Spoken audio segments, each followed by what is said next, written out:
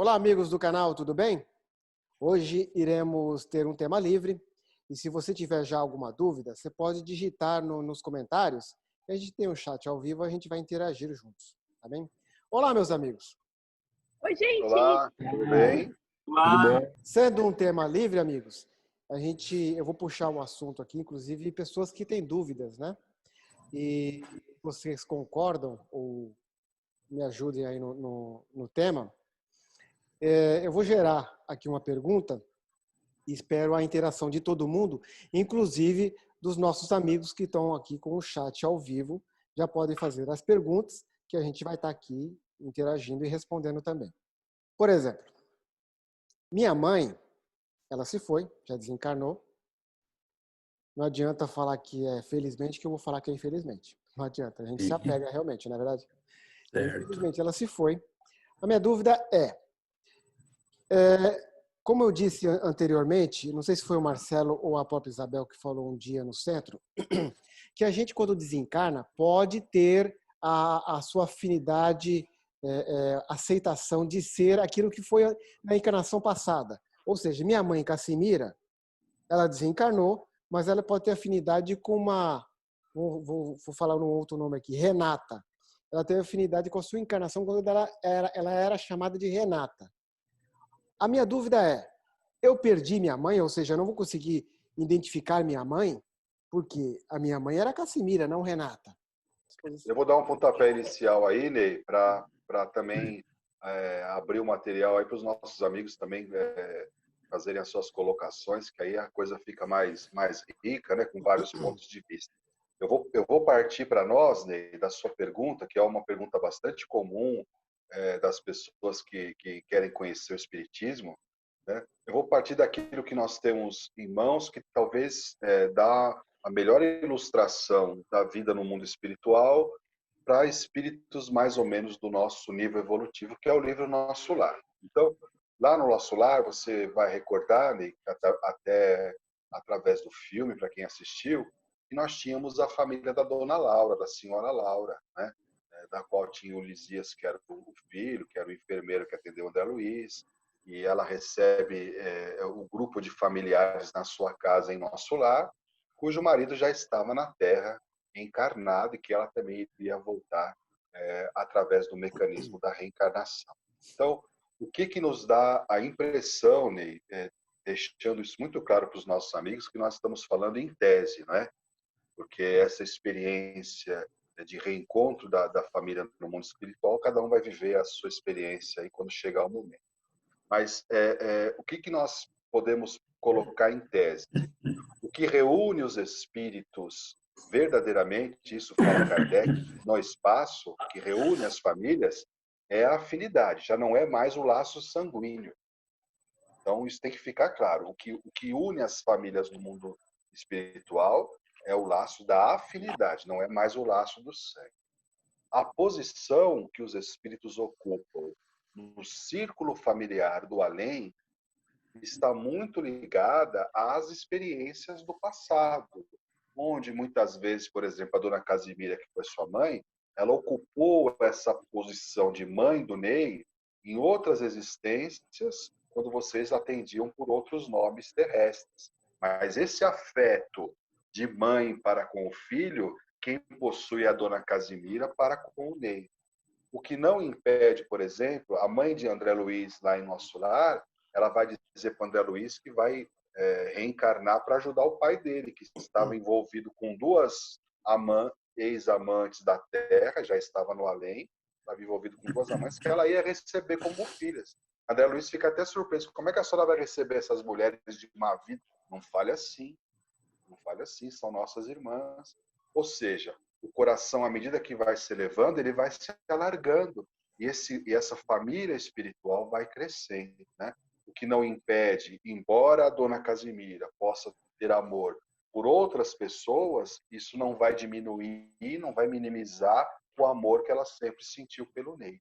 Agora, a posição que nós vamos ocupar no além vai depender muito do grau de afinidade. Não é por aí, Fernando? Eu acho isso sim, concordo com você, Marcelo. Porque as afinidades que a gente tem, Inclusive, o nosso círculo familiar, o sanguíneo mesmo, são de afinidades, né? Isso é notório.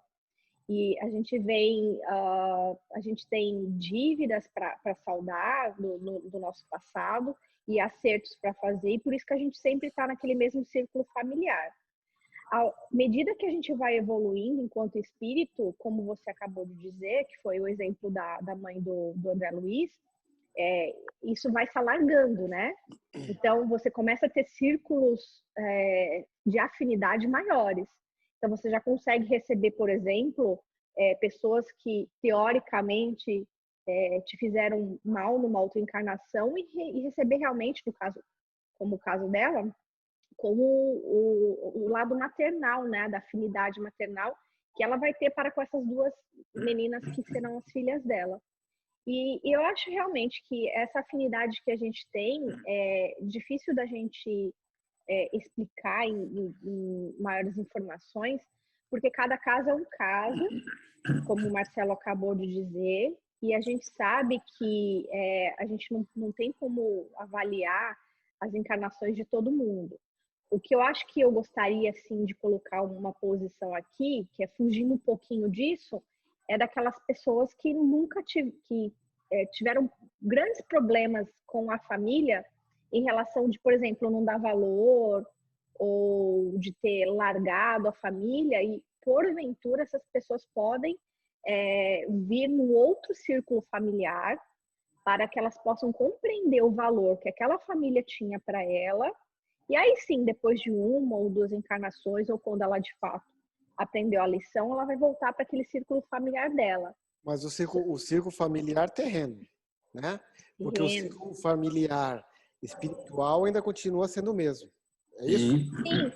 E o círculo familiar espiritual, ele é muito mais amplo, porque, por exemplo, nós... Eu estou colocando esse título, círculo familiar, desculpa, Fernanda, círculo familiar, só para ilustrar para todo mundo. Claro. Como você disse, Marcelo, é a afinidade. Né? Sim. O que eu ia falar agora, que eu acho que é importante a gente falar, esse círculo familiar que a gente diz, mas em relação à afinidade mais especificamente, nós que frequentamos uma casa espírita sabemos muito bem como isso funciona. Porque às vezes, quando a gente está numa casa espírita, que a gente realmente sente que a gente faz parte daquele grupo, como se fosse uma grande família, e aquela casa como se fosse uma segunda casa sua, a gente consegue entender o que é afinidade na raiz. Eu queria falar alguma coisinha, queria que vocês me ajudassem também. Nós estamos aqui no bate-papo, né, convidando aos amigos que vão nos assistindo, caso queiram perguntar. Mas eu estou pensando o seguinte: Eurípides de Barçanufo, pelo que nós conhecemos, sabemos da última encarnação, não é isso, Ney? Atingiu um patamar assim sublime.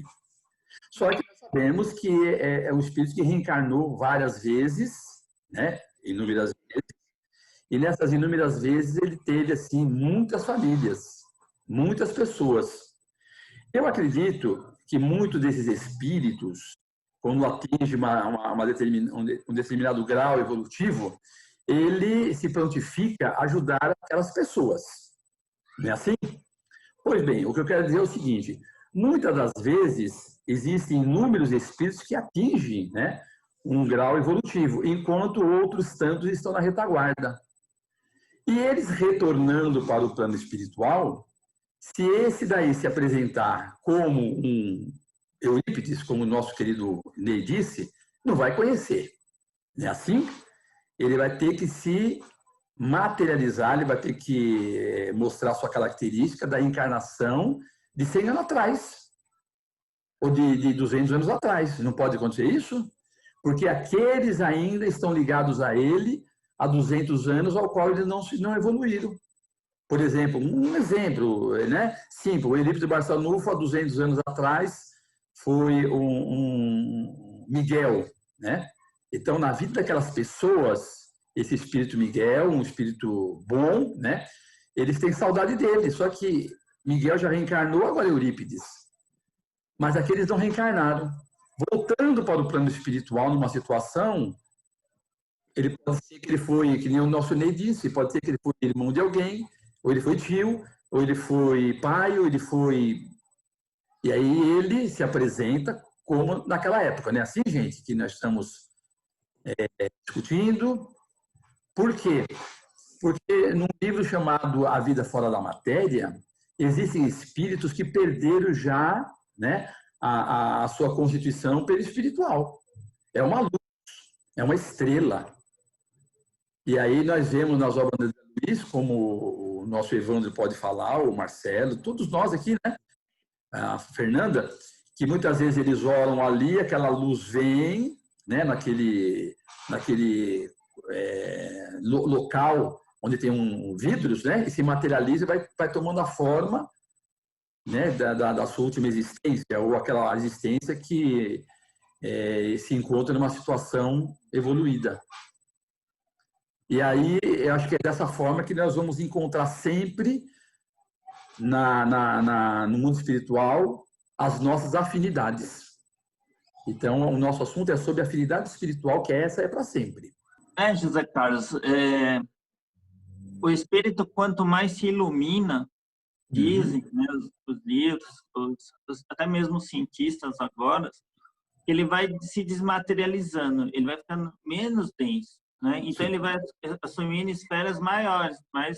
Então, para ele atingir uma esfera assim como o nosso lar, ele já tá muito quintenciado, né? Então, ele precisa de uma matéria, engrossar sua matéria, vamos dizer assim. Então, ele usa aquele recurso como se fosse materialização de um espírito lá no plano espiritual. Como seria isso mesmo. Uhum. Então, eles usam aqueles recursos que tem lá. Que um dia, eu creio que chegará aqui na Terra para nós, né? Para nós conseguir conversar com os espíritos, se comunicar melhor com eles, né? Ainda há um período, um chão aí, mas eu acho que estamos caminhando próximo a isso já.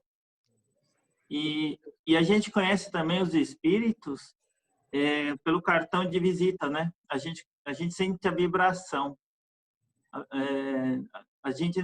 O espírito não engana não engana ninguém por causa da vibração dele.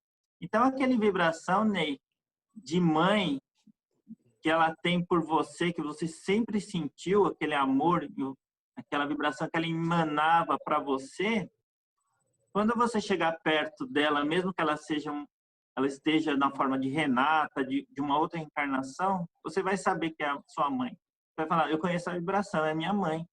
Uma criança desencarnou, porque a gente sempre lembra do filme, quando a gente viu lá as crianças correndo, né?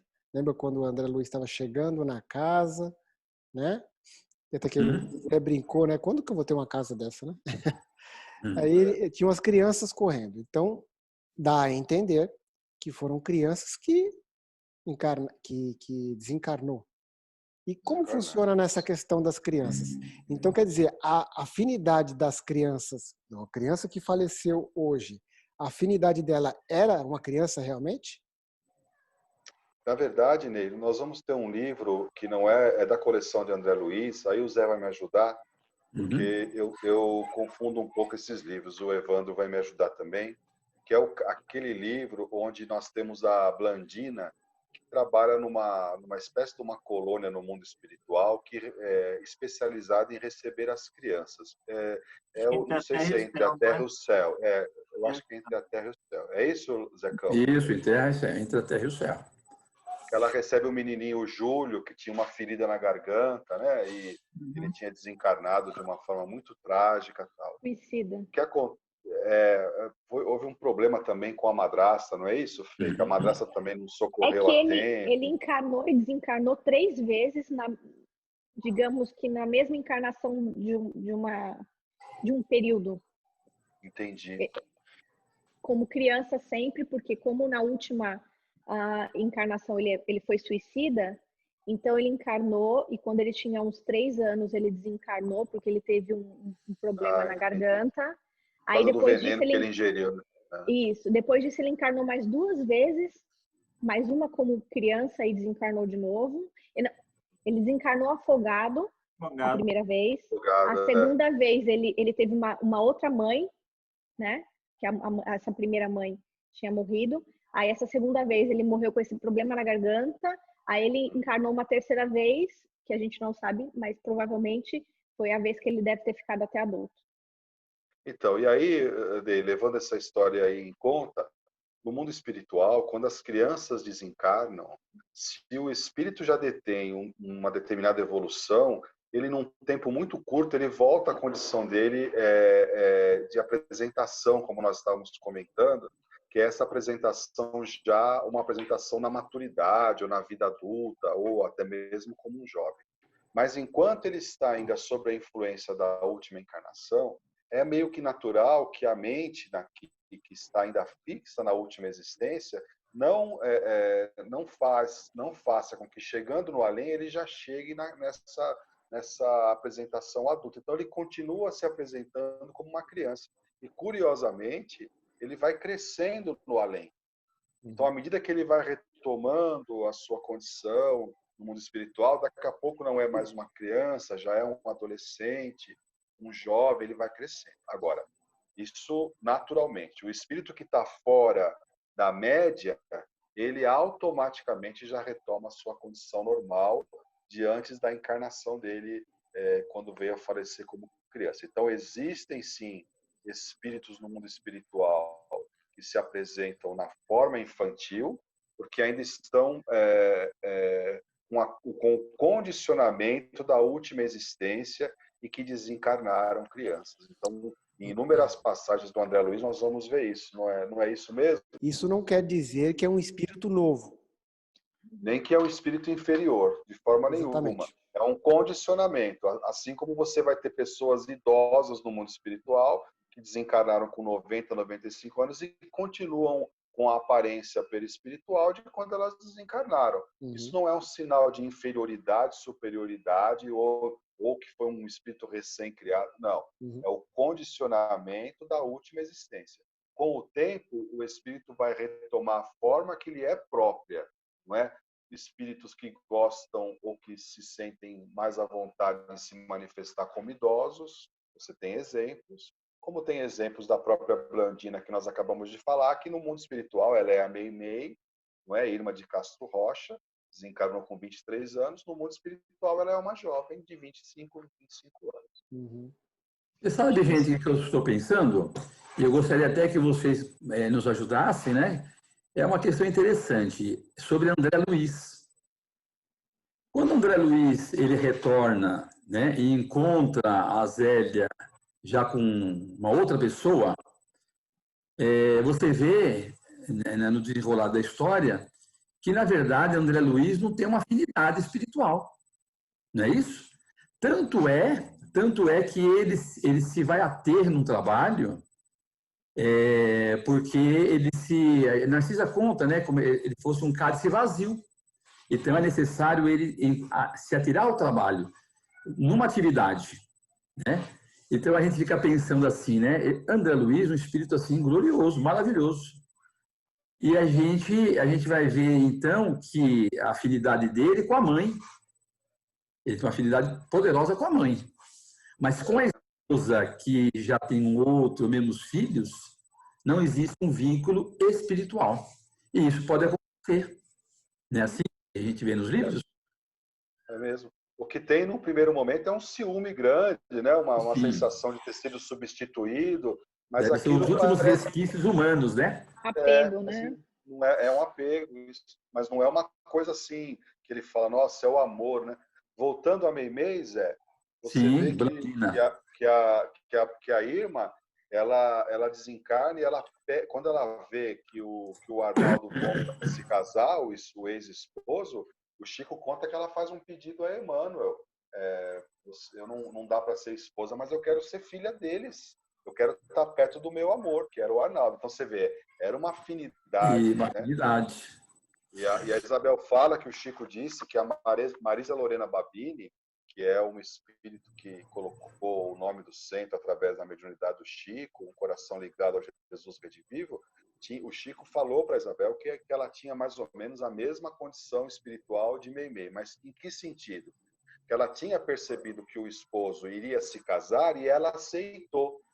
Então, houve uma aceitação da parte dela com o novo relacionamento do esposo que ficou na Terra, que só pode ser justificado por essa afinidade a que o Zé se refere, né? Porque o amor dela já era grande o suficiente para entender, que o esposo precisava seguir a vida dele, coisa que o André Luiz não compreendeu de imediato.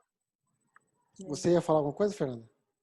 Não, eu só queria voltar um pouquinho aí o que a gente estava falando do caso do livro Entre o Céu e a Terra, da criança entre a Terra e o Céu, desculpa, que a criança encarnou e desencarnou 3 vezes durante um curto período, e por que ela mantinha a condição dela de criança. E a gente sabe disso, inclusive, dos estudos dos livros do André Luiz, que, tecnicamente falando, era até mais fácil ela manter aquela condição dela de criança, porque quando a pessoa desencarna, ela faz todo um processo para ela regredir, né? Regredir no sentido de alcançar novamente o perispírito como a forma de uma criança, de um bebê. Então, para ela, e como o período entre uma encarnação e outra foi muito curto, era melhor que ela mantivesse nessa condição, justamente porque as encarnações foram muito próximas uma das outras. Então, isso uma condição técnica, né? Nesse caso específico, eu estou falando, para ajudar nas outras encarnações dessa criança, né? É só tomar cuidado na questão de regredir aí, né? Porque Não, é só para deixar claro, na questão da matéria. Gente. Então, só para deixar bem claro, né? O termo que se fala nos livros é como é? Miniaturização? Miniaturização. Miniaturização. A gente Boa, Evandro. diminuiu o perispírito, né? Quando se fala em crianças, desperta a curiosidade, viu, Ney? E aí a preocupação, né? Como é que está o meu filho? Será que teria, assim, como saber, né? E normalmente, como... E você que... Desculpa até cortar você, que você já vai aproveitar e colocar. Como o senhor trabalha com psicografia, a primeira coisa que ela quer saber é o seguinte: meu filho nem sabia escrever, como que ele vai conseguir fazer uma carta para mim? Como que vai conseguir, né? As crianças todas recebem um grande amparo no plano espiritual, né? Nenhuma estão abandonadas. E nós sabemos de muitas psicografias por Chico Xavier e por outros médiuns, que é claro, né, é o mentor espiritual, que nem no caso de Emmanuel, que ajuda aquela criança, aquela pessoa, outros espíritos, né, quando chega saudoso, chega assim, muito triste, chorando, há um equilíbrio, há um passe lá tal, e eles transmitem a mensagem por intermédio do médium para consolar a mãe, para consolar o pai, para consolar aqueles que estão ali, né? Então, o que eu quero dizer é assim, para as mães, né, todas as crianças estão amparadas no plano espiritual. Nenhuma estão abandonadas, não. Quando nós lemos a situação de umbral, das trevas, a gente não vê a situação das crianças. Vamos deixar claro aqui no vídeo. Na questão do umbral, existe criança lá? Sim ou não? Não. Ok. As crianças não são abandonadas, né? Elas podem estar numa situação de serem reequilibradas no plano espiritual, mas, como disse, lembrou muito bem o nosso Marcelo, sempre tem os enfermeiros, sempre os médicos, não estão abandonadas, né? Porque não tem a maturidade espiritual como os adultos. Então, são ajudadas. E é bom recordar, né, que essa questão do umbral, essa chamada ida para o umbral, que a gente espírita fica tão assim preocupado com essa situação, né? quase sempre ela é decorrente dos hábitos que a pessoa vivenciou na última existência. Então, a criança, às vezes... na última existência, é verdade. De uma forma muito comum, ela não vai ter tempo de ter tido grandes compromissos morais que arremetessem para um local de sofrimento, né? Ela, muitas vezes, desencarna com uma doença grave, até resgatando problemas de outras existências anteriores, como prova para ela e para os pais, e não justificaria a bondade divina permitir que essas crianças ficassem no meio de criminosos. Você não faz isso nem na Terra, né? Você tem instituições próprias para menores de idade. Então, Ney, você parte do princípio que se na Terra a gente já tem essa situação desse respeito para com os menores, né, e para com os jovens, quanto mais no mundo espiritual, onde a lei de Deus vigora com toda a sua verdade, com toda a sua pujança, né? Então, os pais que veem os filhinhos desencarnados, é até bonito nas obras de André Luiz, que André Luiz relata as crianças puxando os pais pelas mãos, as crianças desencarnadas, os pais que vão visitá-los, que estão ainda na terra, muito saudosos, e as crianças falam, não, vem mamãe, vem comigo, pode ficar tranquila, eu vou te mostrar um lugar legal onde eu estou vivendo, tal, que lembra muito aquela imagem daquele filme A Cabana, né? Que tem esse filme A Cabana é muito lindo, né? E o pai vê a filhinha que foi assassinada por uma espécie de um vidro, né? Uma espécie de uma coisa muito linda, e a filha faz tchau num jardim e tal, e me linkou com a obra de André Luiz, né? Então, para essas crianças, a certeza nossa de que desencarnam por conta da lei, né? Mas que são todas amparadas, como muito bem reportou o nosso José Carlos. No livro Voltei, nós temos também inúmeras citações de crianças. A própria filha do Jacob, Marta, quando ele vai visitar a instituição que Marta trabalha, ele fica emocionado quando as crianças inúmeras se acercam dele chamando de vovô Jacob. Né? Então, aquelas crianças que desencarnaram, crianças, né? Estão ali em processos assim de amparo, de ajuda, como vocês mesmos, todos vocês relataram, não estão abandonadas ao léu, assim, em regiões terríveis, não. Todas são cuidadas carinhosamente, sabe? Mesmo, vamos dizer assim, os bebês, né? Sendo ajudada, amparada, assim, 24 horas. Uma mãe que perde uma criança ali na hora de dar à luz, né? Ali tem um espírito, né? Que traz uma aprovação anterior do mundo espiritual. Ela tinha que passar por aquilo, por algum motivo. E como é que fica esse espírito no plano espiritual? A partir daquele momento, qual é a ser forma, ajudado, qual é a forma? Ela será amparada pelos médicos da espiritualidade, pelos enfermeiros, por abnegados mentores, a levarão para uma região, para um pronto-socorro, um hospital, né? Lá aplicarão uma terapia, passes, fluidos, e ela vai retornar à forma antes da reencarnação. Eu não saberia dizer, me desculpem, né? Inclusive os amigos poderiam nos ajudar, o Evandro, o Fernando, o Marcelo, qual seria o tempo que ela voltaria a ter a sua forma. Talvez seja caso a caso, né? Como nós aprendemos, cada caso é um caso, porque se um espírito evoluído, ele toma a forma rapidinho, por ele mesmo. Sim. Né? Agora, se tiver algum, assim, uma situação mais difícil, ele vai levar talvez algumas horas, alguns dias, mas vai ser amparado, vai ser ajudado, vai retornar à sua forma da última... Vai depender do mundo espiritual. Evandro, você levando em conta que até na Terra, você que trabalha na área, levando em conta que existem tantos aparelhos, né, Evandro, que possibilitam o auxílio a um bebê prematuro, por exemplo, até o bebê ganhar força para poder sair de fora daqueles aparelhos, o mundo espiritual deve ter também aparelhos até mais com certeza, Marcelo. Lembrou bem. Não é isso, Evandro? E eles sabem dos nossos aparelhos aqui na Terra, né? Até quando pode ajudar esse espírito a reencarnar. Mas a maioria das vezes, eu acho que, ou melhor, em todas as vezes que ocorre um natimorto, ou uma criança que nasce e morre logo após, né? É mais um trabalho de cura do espírito, porque ele já está doente no mundo espiritual. É um trabalho realmente rápido para que ele se cure, né, de alguma enfermidade muito profunda, né, que ele provocou, para que na próxima reencarnação ele não venha tão debilitado. O aparelho físico dele tenha mais condições, né? É quase que um refazimento do perispírito mesmo, dependendo da situação, não seria isso? Isso mesmo, Fernando. O perispírito está muito lesado, né? Então, ele passa rapidamente pelo corpo, para que o corpo serve como um regeneração, filtro, né?